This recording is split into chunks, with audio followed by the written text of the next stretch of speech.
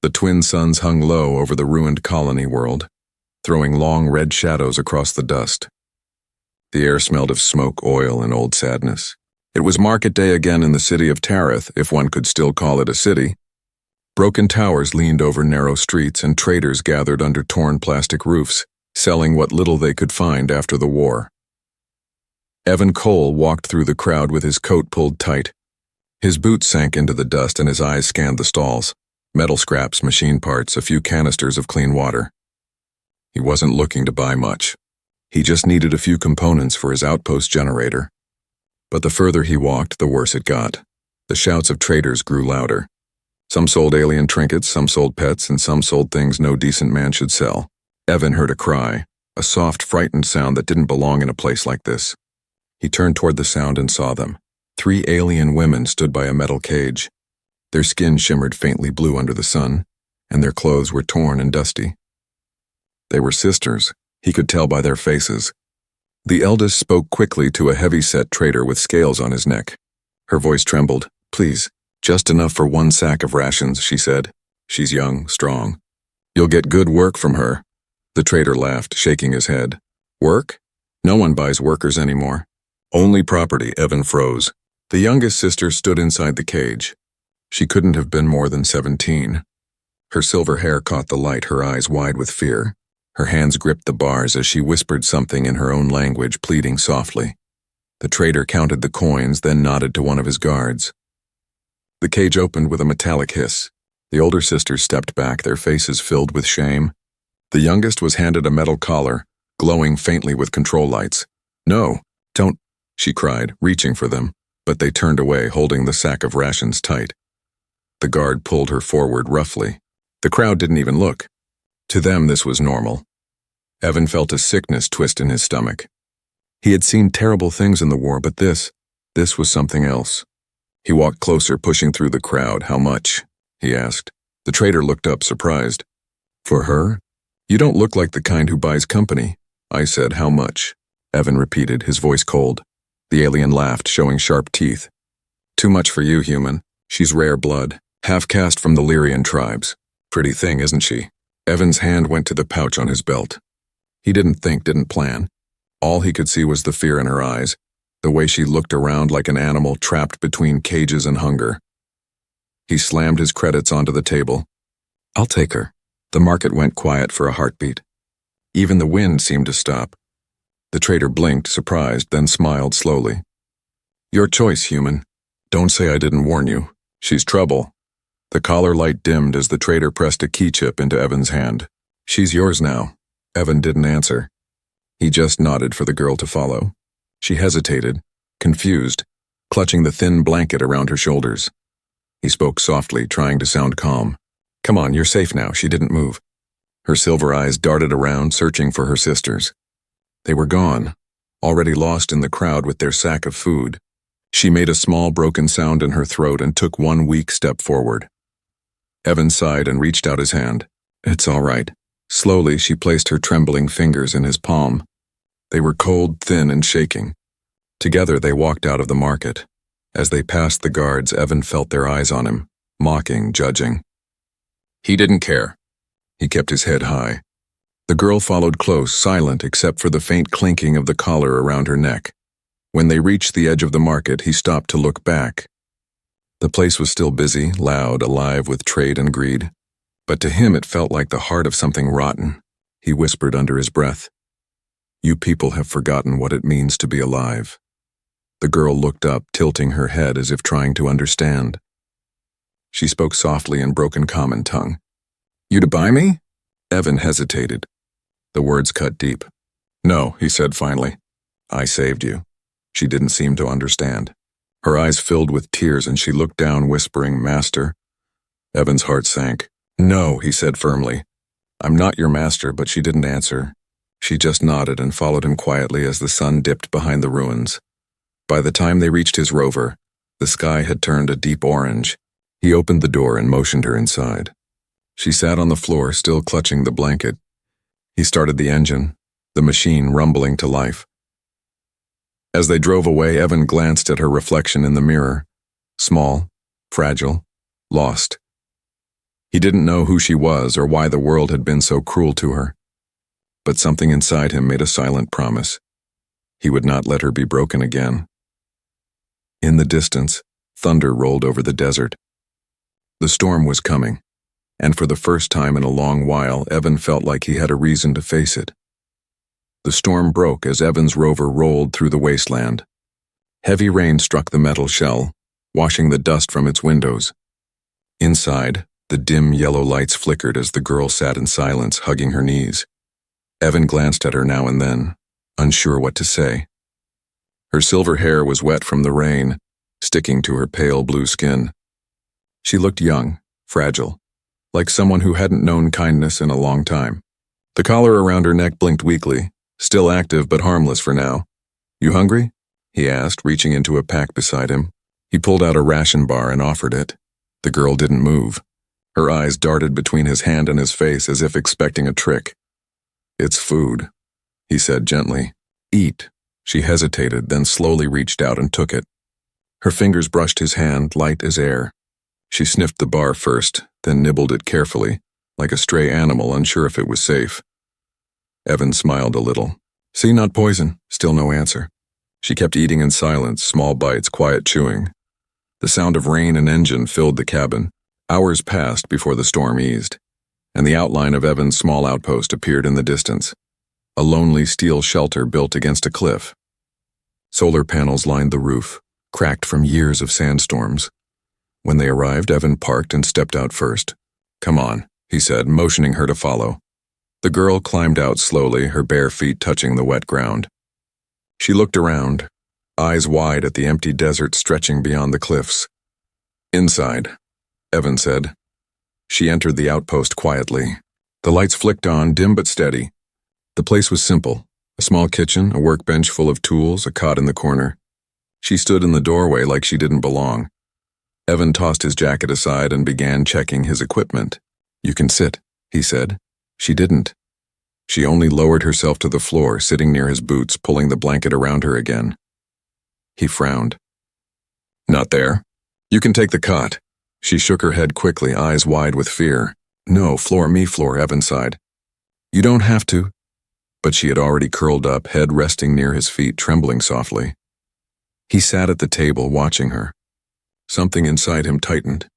The way she stayed still, like she was waiting for orders, it wasn't just fear. It was habit. He leaned forward. "What's your name?" She didn't answer. He tried again, softer. "I'm Evan, Evan Cole. You?" After a long pause, she whispered, "Lyra." Her voice was barely a sound. But it was the first time he'd heard it, and something in that single word carried pain. "Lyra," he repeated, nodding. "Pretty name." She didn't smile. She only looked down, her fingers tracing the floor. Later, as night fell, Evan cooked a small meal, soup and bread from ration packs. The smell filled the tiny shelter. He offered her a bowl and she took it silently, eating slow, careful, as if afraid to spill. When he finished, he went to his workbench, trying to ignore the uneasy quiet. The collar's faint blinking light caught his eye. He walked over and knelt beside her. "That thing, it hurts you?" Lyra's eyes went wide. "If I speak or move wrong, it burns." Evan cursed under his breath. "You mean it shocks you?" She nodded. He reached toward the device, but she flinched. "No, it will hurt you too. I'll take that chance," he said. "Let me see." She hesitated, then tilted her head. Evan studied the collar, a mix of alien and human tech. He grabbed a scanner and ran it over the device. The reading blinked red, neural trigger active, pain loop enabled. He muttered, "Whoever made this should burn." Lyra watched him quietly, her large eyes reflecting the small light of his tools. For the first time, she looked curious instead of afraid. He worked for nearly an hour, using tweezers and micro-welders, careful not to touch the wrong node. The collar sparked once, making Lyra flinch. "Easy," he said softly. "Almost there." Finally, with a click, the red light faded. The collar released with a small hiss and dropped into his hand. Lyra gasped and touched her neck in disbelief. "It gone?" Evan smiled. "Yeah, you're free now." But Lyra didn't move. She looked at him confused. "Free?" "Yes," he said firmly. "No one owns you." She looked down at the floor, then back up at him. Her lips trembled. I sleep here? Evan hesitated. You can sleep on the cot. It's warm. She shook her head again. No, I stay here, near you. Safe here. He wanted to argue, but she had already laid down, curling up near his boots again. He sighed and turned off the lights. The storm outside had passed, but the wind still howled through the cracks in the walls. In the dark, he heard her whisper softly in her own language, a prayer or maybe a memory. When he looked down, she was still awake, eyes glimmering faintly. Get some rest, Lyra, he said quietly. She nodded once. Thank you, Evan. The words were heavy, filled with meaning she couldn't fully express. As he closed his eyes, Evan felt a strange warmth in his chest. He had saved a life today, but something told him her story was far from over. Outside, lightning flashed across the sky, casting their shadows on the metal walls. And deep in the distance, someone, or something, was tracking the signal from the broken collar. Morning came gray and cold over the wasteland. The storm cloud still hung low, and the metal walls of the outpost groaned softly under the wind. Evan Cole stood at his workbench, staring at the collar lying on the table. It was quiet now. No blinking light, no hum. But he didn't trust it. He had seen tech like this before. Slave devices, neural-linked, coded to control pain and obedience. Whoever designed it had no soul. Behind him, Lyra moved softly, cleaning the table where they had eaten. She wore one of Evan's old shirts. It hung loosely on her small frame.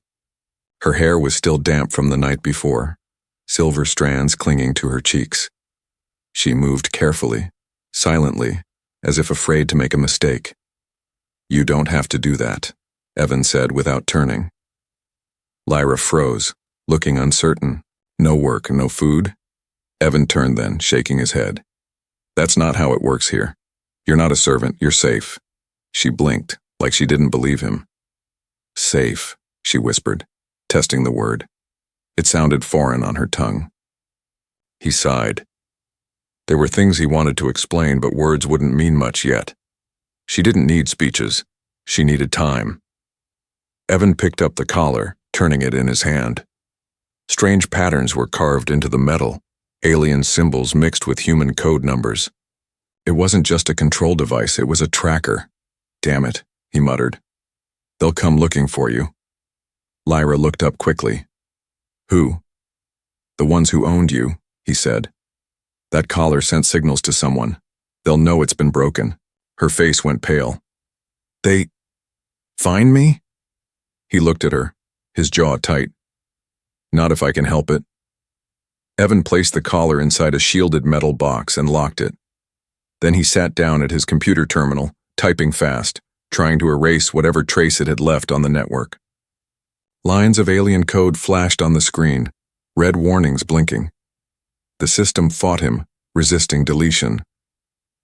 Lyra came closer, watching the symbols dance across the glass. You can fight machine? She asked softly. Evan smiled faintly. That's my job. For hours he worked. She sat nearby, knees drawn to her chest, eyes following every movement. The silence between them was heavy, but it wasn't empty. It was careful. By evening, he finally leaned back, rubbing his eyes. It's done, he said. No signal left. Lyra tilted her head. So, no one find me? He nodded. Not from that thing. She smiled a little. A small, trembling thing, but real. It was the first time he'd seen her face light up. Evan returned the smile, tired but satisfied. You hungry? Lyra nodded shyly. He handed her another ration bar and she ate slowly, her eyes never leaving his. When night came, the wind outside howled again. Evan sat by the heater, checking his weapon, just in case. Lyra sat near him, quiet, her gaze on the collar box. After a long silence, she said softly, Why you help me, Evan? He looked up. Because no one else would. She studied his face for a long moment. Humans. Different. Not all, he said, his voice low. Some are worse than the ones who built that collar. Lyra nodded slowly as if she understood. Then she said something in her own tongue. A soft, melodic phrase that sounded like a prayer. "What does that mean?" Evan asked. She hesitated. "It means, I owe you my life." He frowned. "You don't owe me anything." But she only looked down, whispering, "I sleep near you. It feels safe." He wanted to argue again, but her eyes stopped him. They weren't scared now, just tired and honest. "All right," he said quietly. "You can stay there." Hours passed. The fire burned low and Evan drifted to sleep in his chair. The hum of the generator was steady, the wind softer now. But in the middle of the night, Lyra woke suddenly. A faint red glow flickered under the door. She stood, listening. There, it came again. A soft mechanical buzz. She moved closer, her bare feet silent on the metal floor. Outside, in the sand beyond the outpost, a small drone hovered, scanning the building. Lyra's heart pounded. She rushed to Evan, shaking his arm. "Evan, machine outside." He woke instantly, grabbing his blaster. "Where?" She pointed to the door. Evan looked through the window slit and froze. The drone bore the same symbols as the collar. "They found the signal," he muttered. Lyra's voice trembled. "They come?" He nodded grimly. "Soon." Evan aimed through the slit and fired. The plasma bolt hit the drone squarely, sending it spinning into the sand and flames. For a moment, silence returned. Only the wind. Then, faint in the distance, another sound, a deep mechanical roar. "Engines!" Evan cursed under his breath. "They're coming!" Lyra backed away, fear in her eyes. "They take me again?" He looked at her, jaw hard. "Not while I'm breathing." He began loading his rifle, checking the power cells. Lyra watched, trembling but trying to stay calm. Outside, the desert lights moved closer. 3 armored vehicles approaching through the dark. Inside the outpost, Evan turned off the main lights and crouched by the window, his weapon ready. Lyra crawled beside him, whispering, "They will not stop." Evan's voice was steady. "Neither will I." As the first searchlights cut through the night and fell across their metal walls, Evan took a slow breath. The war he thought he had left behind was finding him again, but this time, he wasn't fighting for orders or duty. He was fighting for her. The desert night burned with light. 3 armored vehicles stopped near Evan's outpost, engines growling like beasts in the dark. Their headlights swept across the sand, cutting through the wind and dust. Evan crouched by the window, rifle in hand. He counted shadows, 6, maybe 7 figures stepping out, all armed. The same trader from the market was among them, his scaly face shining under the moon. He laughed, his voice rough and cruel. "Cole," he shouted into the wind. "You think you can steal from me? That girl's mine. Give her back and maybe I'll let you live." Evan stayed silent. He looked over his shoulder. Lyra was hiding behind the workbench, clutching a metal wrench, her silver eyes wide with fear. He whispered, "Stay low. Don't move unless I tell you." She nodded, her breath quick and shallow. Outside, the trader barked orders. 2 of his men began circling the outpost, their boots crunching on sand. The others took cover behind the vehicles. Evan turned off the heater to silence the room. The only sound now was the faint hum of his rifle's power cell charging. He peeked through the window again. The trader raised a loudspeaker. "Last chance, human. Step out and hand her over. You don't know what you're protecting. She's property, not a person."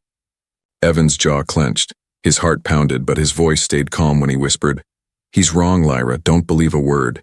She whispered back, trembling, My old master?" "No," Evan said firmly. "Not anymore."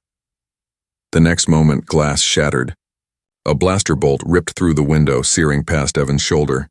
He ducked and rolled, firing back. The shot hit one of the attackers square in the chest. The man fell, screaming. The battle began. Lyra covered her ears as more shots tore through the night. Evan moved like a soldier again, quick, precise, fearless.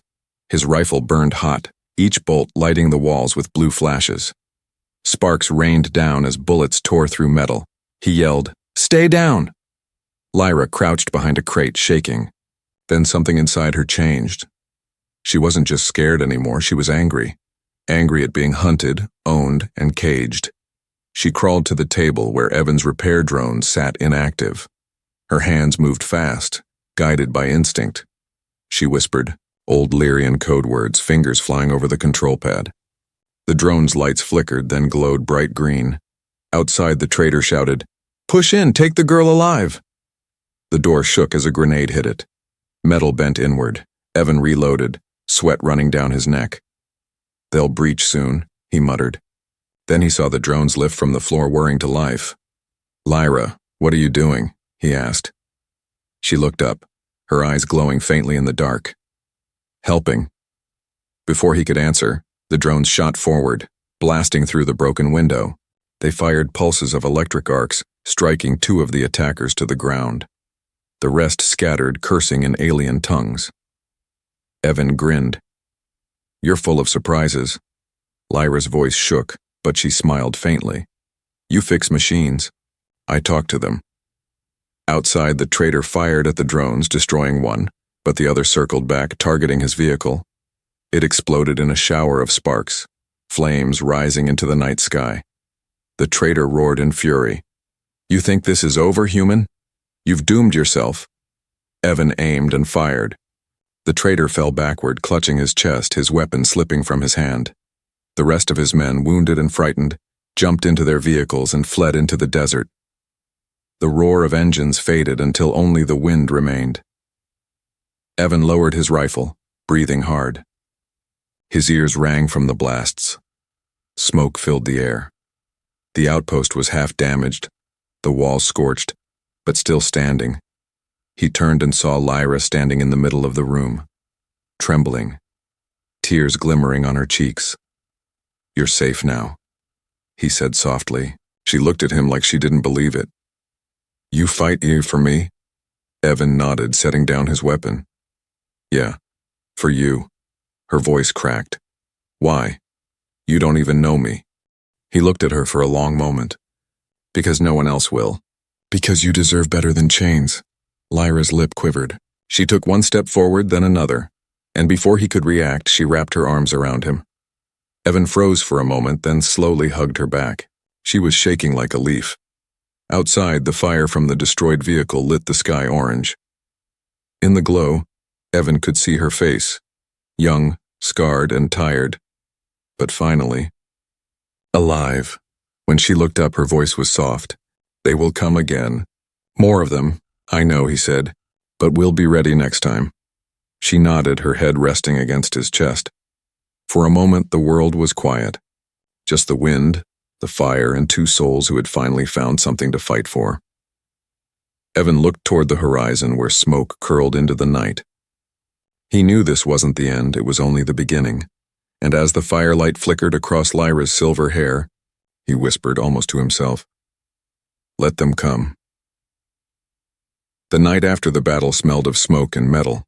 The sand outside Evan's outpost was burned black, still warm from the fire. The wind carried the scent of melted steel and ozone, reminders of the fight that had nearly cost them both their lives. Inside, the air was heavy and quiet. The only light came from a single lantern flickering on the table. Evan sat against the wall, his left arm wrapped in a blood-soaked bandage. He had taken a shot across the shoulder during the fight, but he hadn't told Lyra how bad it was. Lyra knelt beside him, her small hands trembling as she tried to clean the wound with a wet cloth. "You hurt because of me," she whispered. Evan winced but shook his head. "Because of them? Not you." She pressed the cloth a little harder and he bit down a groan. She flinched at the sound, tears filling her eyes. "If I wasn't here, they never come." He looked at her, tired but calm. "Then I'd still be alone. I'll take this instead." She blinked at him, confused. "You choose pain?" He gave a small smile. "If it means someone else doesn't have to suffer, yeah." Lyra didn't answer. She just kept cleaning his wound, slower now, more careful. Outside, the desert was silent. Even the insects had stopped singing. The fire from the destroyed vehicles had died. leaving only a faint orange glow on the horizon. When she finished wrapping his shoulder, Lyra sat beside him on the floor. For the first time since he'd met her, she didn't seem afraid, only thoughtful. "You fight like soldier," she said softly. "But you live alone. Why?" Evan stared at the ceiling. "Used to be one," he said after a pause. "Fought for the Federation. Thought I was protecting people. Turns out I was just helping powerful men keep control." Lyra listened quietly, her eyes soft. "When the war ended," Evan continued, "I saw what we'd done. Whole world's broken. Family's gone, so I left. I built this outpost to stay away from it all." He looked at her then. "Until you showed up." Lyra lowered her head. "And now war follows again." He chuckled weakly. "Seems I can't escape it. But this time it's different." She looked up. "Different how?" He met her gaze. "Because now I'm fighting for something real." For a long moment, neither spoke. The wind tapped softly at the metal walls, and the lantern flame danced between them. Finally, Lyra said, "You could have left me. Many humans do. Why not you?" Evan leaned his head back, staring at the shadows. "Because I saw your eyes in that market. You looked like you'd already been left too many times."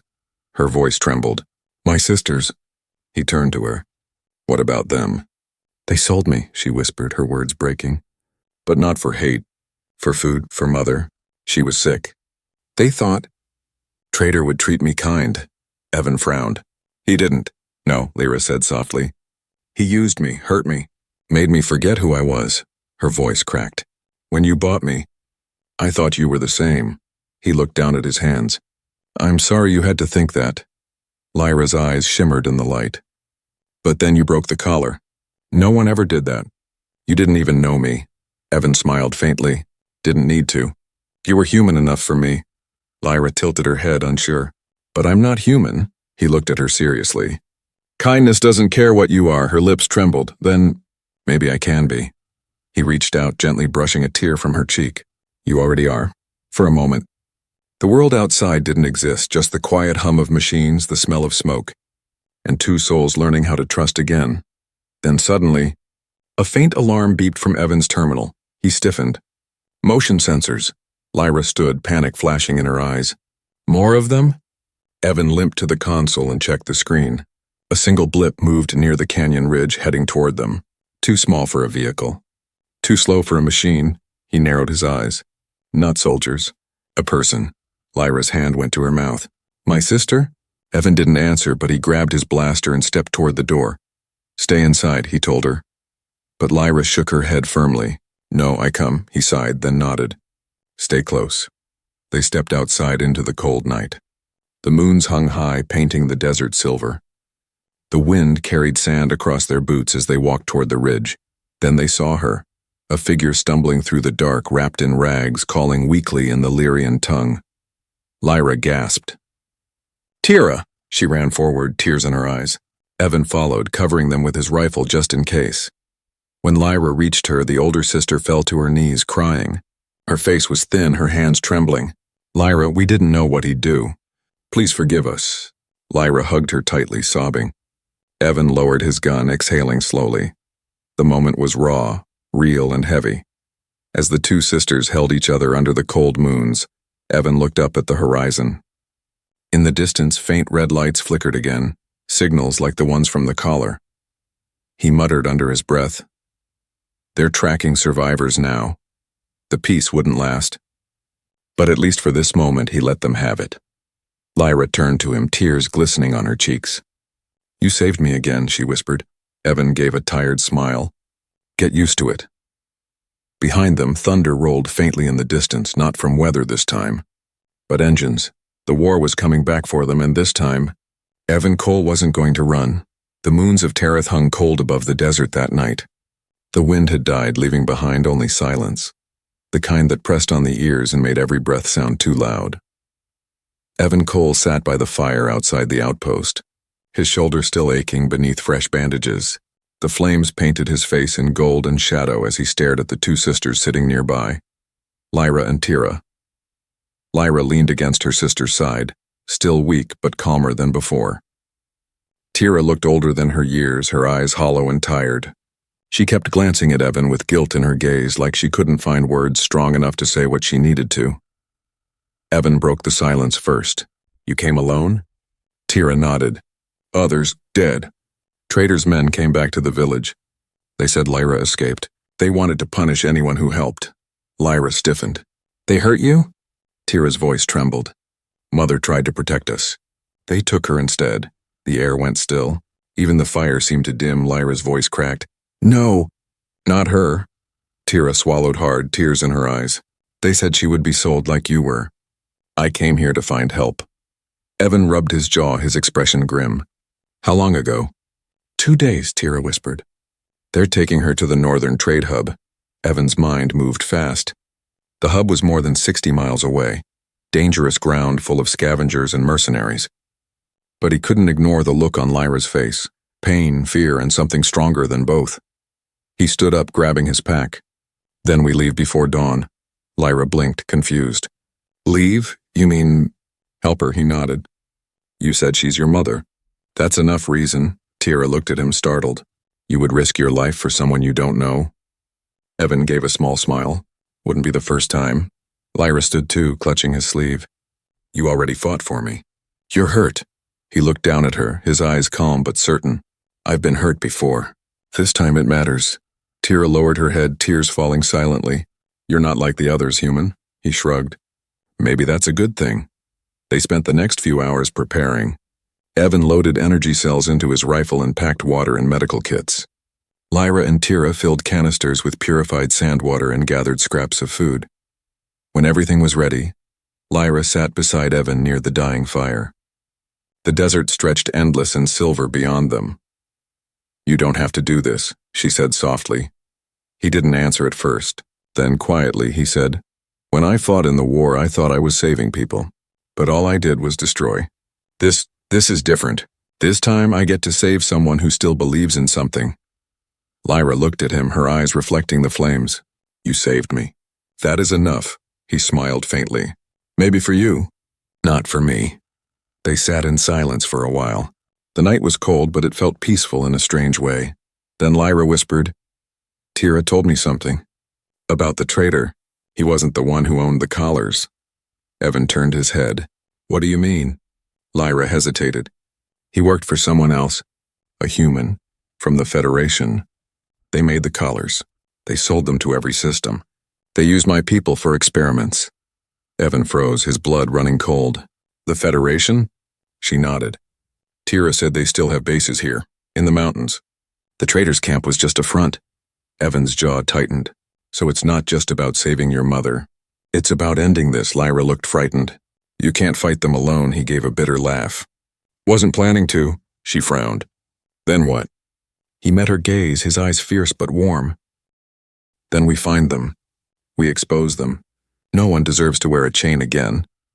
Lyra stared at him for a long time, her heart pounding. There was something in his voice, a fire she hadn't heard in years. Finally, she whispered, If you fight, I fight too, he shook his head. You fought enough, she stood, her expression firm. You said I'm free. Then let me choose. I choose to fight. Evan stared at her, then slowly nodded. All right, Lyra, we'll do this together. Tira watched them quietly, a small spark of hope lighting her face for the first time. Then maybe there's still a chance, she whispered. The fire crackled low. The stars above them burned bright, scattered across the black sky like 1,000 eyes watching. Evan stared into the flames, lost in thought. He remembered all the faces he hadn't saved during the war, all the people who never got a chance to be free. He looked at Lyra and her sister, sitting side by side. And for the first time he felt like maybe this broken world still had something worth protecting. He spoke softly, almost to himself. Tomorrow we go north. Whatever happens next, we don't turn back, Lyra nodded. Together, the word hung in the air like a promise. As the last of the fire burned to embers, Evan looked up at the stars again. Somewhere out there, the Federation ship still floated above ruined worlds. Somewhere, the people he once served were still selling freedom like it was a product. He clenched his fists. Not anymore, he murmured, and beside him, Lyra whispered something in her language, a prayer or maybe a vow. The desert stayed silent. But the stars seemed to listen. By the time dawn touched the horizon, 3 figures were already walking north, their shadows long behind them, carrying hope through the wasteland. The first light of dawn spilled across the desert like liquid gold. The sands of Tareth shimmered, hiding the scars of battle beneath their calm surface. Evan Cole walked ahead, his coat fluttering in the cold wind, his rifle slung across his back. Behind him, Lyra and Tira followed, their faces hard with quiet determination. For hours, they crossed the wasteland in silence, guided by the rising sun. Every step felt heavier, every breath sharper. The northern trade hub lay ahead, a sprawling fortress of steel and smoke where slavers, traders, and bounty hunters gathered to buy and sell what little life still had value. When they reached the top of the last dune, Evan crouched low and lifted his binoculars. "There it is," he said. "The hub." Lyra peered over his shoulder.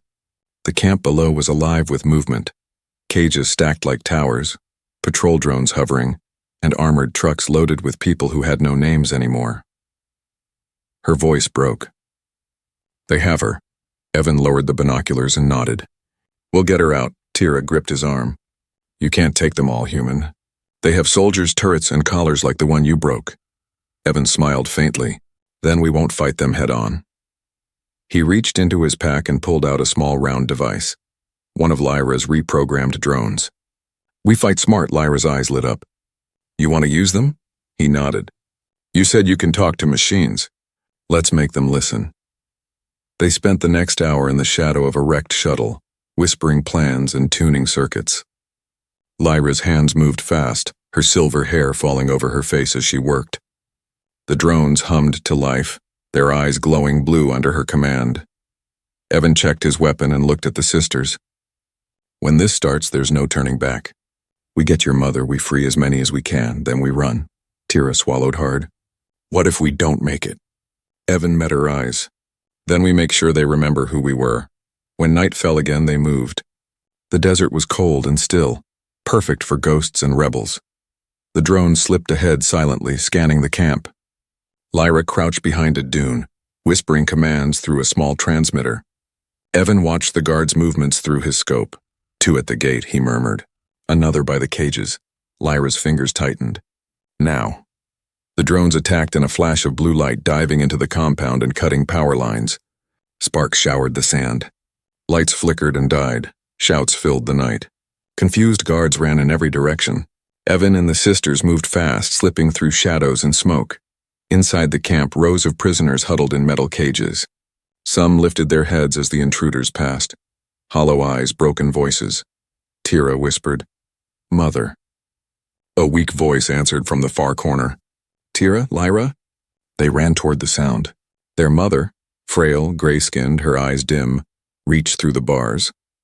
Lyra fell to her knees, clutching her hands through the cage, crying. Evan fired at the lock, blowing it open. "We're getting her out." As they pulled her free, the alarm blared. Red lights flashed across the camp. The slavers had found them. Evan turned, rifle raised. "Go!" he shouted. "Get her to the truck." Lyra hesitated. "What about you?" "I'll hold them off," he said, already firing. "Go, Lyra!" Tira dragged their mother toward a nearby transport, while Lyra ran beside Evan, firing a small blaster she had taken from a guard. Blinding flashes lit the camp. Smoke burned their lungs. One by one, the drones exploded in streaks of blue fire, taking down guard towers and freeing prisoners as they went. Evan covered Lyra's advance, shouting over the chaos. "Get the truck started." Lyra jumped into the pilot's seat, her fingers flying over the alien controls. The engines coughed, then roared to life. "Evan!"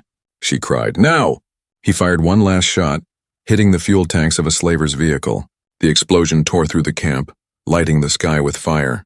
He dove into the truck just as Lyra hit the accelerator. The vehicle sped across the desert, flames behind them, freedom ahead. Hours later, they stopped far from the hub, where the sand met the edge of the mountains. The sky above them was pale blue now, a new dawn breaking. Evan stepped out of the truck, his face streaked with soot. Lyra helped her mother down gently, while Tira wrapped her in a blanket. The older woman smiled weakly at Evan. "You saved us." He shook his head. "Your daughters did." Lyra stood beside him, silent for a long time. Then she said softly, "You gave us more than freedom." He turned to her, eyebrow raised. What's that? Hope, she said simply. You showed me what it means to be human. He smiled faintly. You didn't need me for that. Lyra looked at him with a warmth that made his chest tighten. Maybe not, but I needed someone to remind me. The sun rose higher, painting the sands gold. Behind them, smoke from the destroyed hub rose into the sky, a signal to every enslaved soul that someone had fought back. Evan slung his rifle across his shoulder. There'll be others, he said quietly. Other camps. Other collars, Lyra nodded. Then we keep fighting. He looked at her, pride in his eyes. Together, she smiled. Not the frightened smile of the girl from the cage, but the strong, certain smile of someone reborn. Tira stood beside her mother, whispering in their language, a prayer for the dead and a promise for the living. The wind picked up again, warm this time, carrying away the last ashes of the night. Evan turned toward the horizon. Come on, he said. We've got work to do. The three women followed him, their shadows stretching long across the glowing sand. And as the light grew stronger, so did the truth they carried, that even in a broken galaxy, one human heart could still spark a revolution.